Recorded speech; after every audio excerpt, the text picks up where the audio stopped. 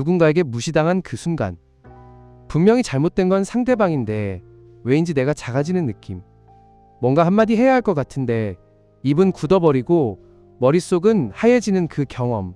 집에 돌아오는 길에야 비로소 완벽한 한마디가 떠오르는 그 억울함.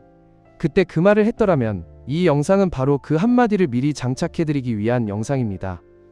아마 많은 분들이 비슷한 경험을 하셨을 겁니다. 회의실에서 내 말이 끝나기도 전에 끊어버리는 동료.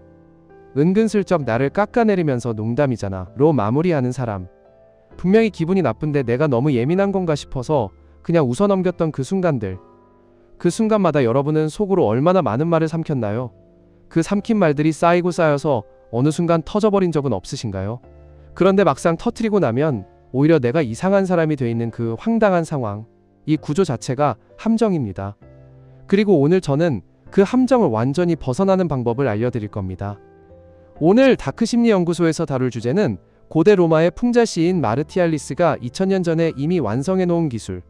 정중한 단어로 상대의 뼈를 찌르는 세련된 위트. 바로 우아한 독침 기술입니다. 소리치는 사람은 결국 지는 사람입니다. 진짜 강한 사람은 미소를 유지하면서 상대를 무력화시킵니다. 지금부터 그 방법을 완전히 해부해드리겠습니다. 먼저 왜 우리는 무례한 상황에서 늘 당하는 쪽이 되는지부터 이해해야 합니다. 이건 여러분이 약해서가 아닙니다. 이건 구조적인 문제입니다. 무례함을 당했을 때 인간의 뇌는 즉각적으로 두 가지 반응 중 하나를 선택하도록 설계되어 있습니다. 싸우거나, 도망치거나, 흥분해서 반격하거나, 아니면 그냥 침묵하거나. 그런데 이 두 가지 반응 모두 무례한 사람에게 유리한 결과를 만들어냅니다. 침묵하면 동의한 것이 됩니다. 흥분하면 이성을 잃은 사람이 됩니다. 상대방은 이 구조를 본능적으로 알고 있습니다. 그래서 무례한 사람들은 반복해서 같은 패턴을 씁니다. 여러분이 어떻게 반응하든 자신이 유리한 게임을 하고 있다는 걸 아는 겁니다. 이 게임의 규칙을 바꾸는 것, 그게 바로 우아한 독침입니다. 로마 황제들의 연회장에서 귀족들의 권력 다툼이 벌어지던 시대를 상상해보세요. 마르티알리스라는 시인이 있었습니다. 그는 권력도 없었고 배경도 없었고 돈도 없었습니다. 하지만 그는 로마 전체에서 가장 두려운 존재였습니다.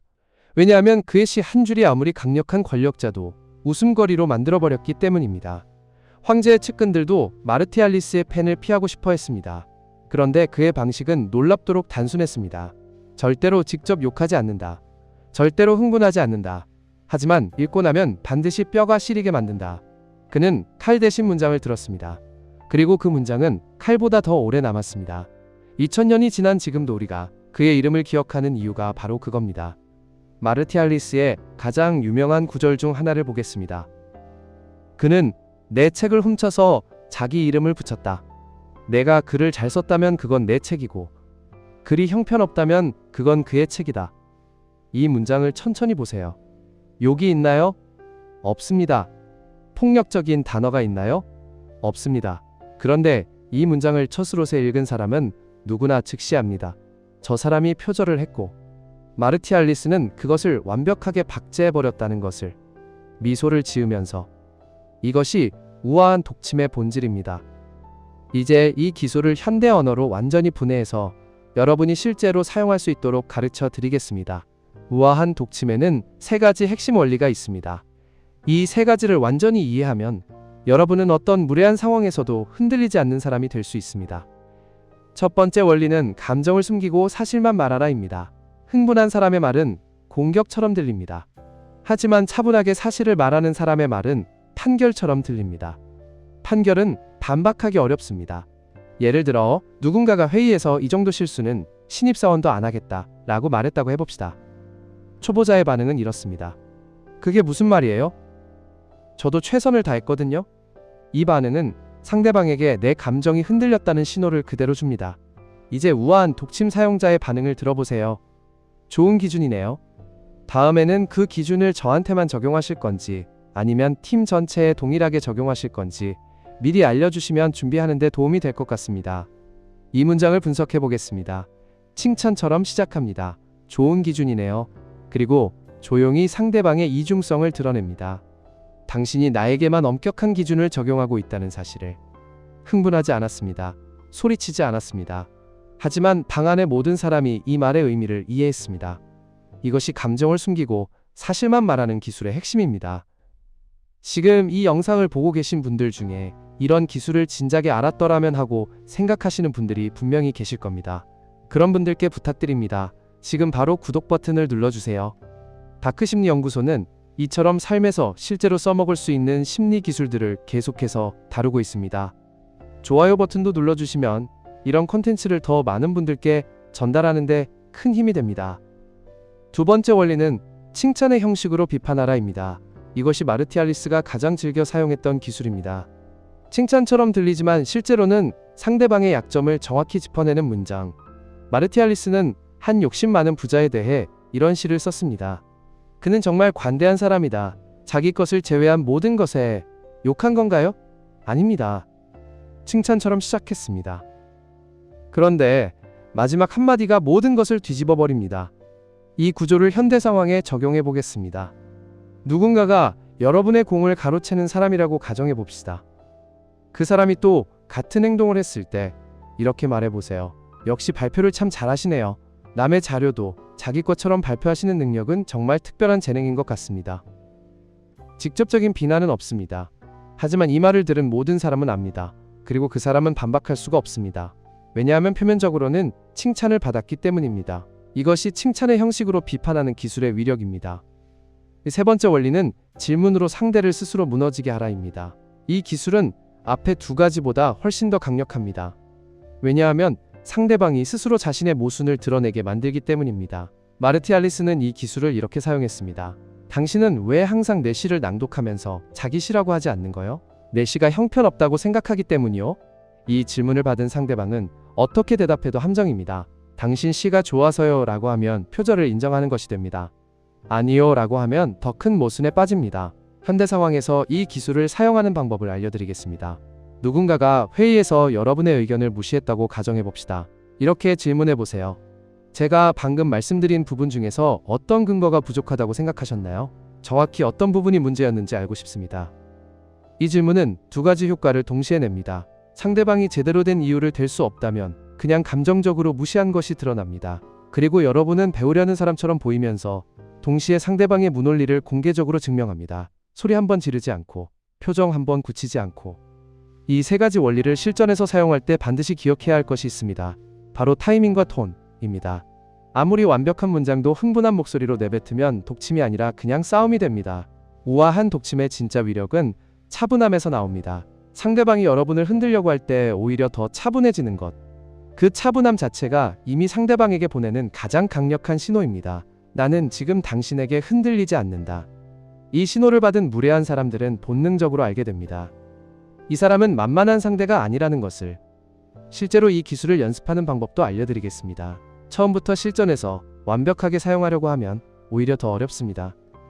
먼저 혼자서 연습하는 단계가 필요합니다. 과거에 당했던 상황을 하나 떠올려 보세요. 그 상황에서 상대방이 했던 말을 적어보세요. 그리고 앞서 배운 세 가지 원리 중 하나를 적용해서 어떻게 대답할 수 있었을지 문장으로 만들어 보세요. 이 연습을 10번, 20번 반복하다 보면 어느 순간 실제 상황에서도 자연스럽게 나오는 자신을 발견하게 됩니다. 마치 근육처럼. 우아한 독침도 훈련이 필요합니다. 이제 심화 단계로 넘어가겠습니다. 우아한 독침을 진정으로 마스터한 사람들은 단순히 반격하는데 이 기술을 쓰지 않습니다. 더 높은 수준의 사용법이 있습니다. 바로 선제적 독침입니다. 공격을 받기 전에 먼저 상대방이 공격할 여지 자체를 없애버리는 기술입니다. 마르티알리스는 이것도 완벽하게 구사했습니다. 그는 자신을 비판할 것이 분명한 사람들에 대해 미리 이런 시를 써서 유통시켰습니다. 그가 나를 비판하기 전에 먼저 그의 거울을 보게 하라. 거울은 거짓말을 하지 않으니. 이 시가 퍼진 후 그 사람이 마르티알리스를 비판하면 어떻게 됩니까? 사람들은 자연스럽게 마르티알리스의 시를 떠올립니다. 그리고 그 비판은 오히려 비판하는 사람을 더 우스꽝스럽게 만들어버립니다. 현대에서 이 선제적 독침은 이런 방식으로 사용됩니다. 어떤 사람이 여러분을 공개적인 자리에서 깎아내릴 것이 예상될 때 먼저 그 자리에서 자연스럽게 이런 말을 던져놓는 겁니다. 저는 항상 저를 가장 날카롭게 비판해 주시는 분들한테서 가장 많이 배웠습니다. 물론 그 비판이 저가 아니라 본인에 대한 이야기일 때는 제외하고요. 이 말 한마디로 여러분은 이미 방어막을 쳐놓은 겁니다. 그 후에 누군가가 여러분을 비판하면 그 비판이 건설적인 것인지 아니면 그 사람 자신에 대한 투영인지 주변 사람들이 자연스럽게 판단하게 됩니다. 우아한 독침의 최종 단계는 침묵의 독침입니다. 이것은 가장 어렵지만 가장 강력한 기술입니다. 때로는 아무 말도 하지 않는 것이 가장 강력한 독침이 됩니다. 상대방이 무례한 말을 했을 때 흥분하지도 않고 반격하지도 않고 그냥 조용히 바라보는 것. 그 침묵 속에서 천천히 고개를 한번 끄덕이는 것. 그리고 아무 일도 없었다는 듯이 원래 하던 일을 계속하는 것. 이 반응은 상대방에게 가장 강렬한 메시지를 전달합니다. 당신의 말은 내 감정을 건드릴 만큼 중요하지 않다. 이보다 더 강력한 독침은 없습니다. 마르티 알리스도 자신의 시에서 이렇게 말했습니다. 가장 현명한 대답은 때로 대답하지 않는 것이다. 왜냐하면 침묵은 상대방이 스스로 채워야 하는 공백이기 때문이다. 그 공백을 채우는 과정에서 무례한 사람들은 스스로 무너집니다. 오늘 배운 내용을 정리해드리겠습니다. 우아한 독침의 3가지 핵심 원리는 첫째, 감정을 숨기고 사실만 말하라. 둘째, 칭찬의 형식으로 비판하라. 셋째, 질문으로 상대를 스스로 무너지게 하라. 그리고 심화 기술로 선제적 독침과 침묵의 독침이 있습니다. 이 모든 기술의 공통점은 하나입니다. 절대로 감정에 끌려다니지 않는다는 것. 2000년 전 마르티 알리스가 증명했고 지금도 세상에서 가장 영리한 사람들이 사용하고 있는 이 원리는 변하지 않았습니다. 무례함에 무례함으로 맞서는 사람은 그 싸움에서 설령 이기더라도 잃는 것이 있습니다. 하지만 우아한 독침을 가진 사람은 이기면서도 품위를 지킵니다. 그리고 그 품위가 결국 더 오래 기억됩니다. 여러분이 다음에 무례한 상황을 만났을 때 오늘 이 영상이 떠오르길 바랍니다. 그리고 속으로 미소 지으면서 생각하실 수 있기를 바랍니다. 괜찮아, 나한테는 독침이 있어. 이 영상이 도움이 되셨다면 지금 바로 좋아요 버튼과 구독 버튼을 눌러주세요. 여러분의 구독 하나가 이런 콘텐츠를 계속 만들 수 있는 가장 큰 힘이 됩니다. 다크심리연구소는 여러분이 세상을 더 영리하게 살아갈 수 있도록 계속해서 함께하겠습니다.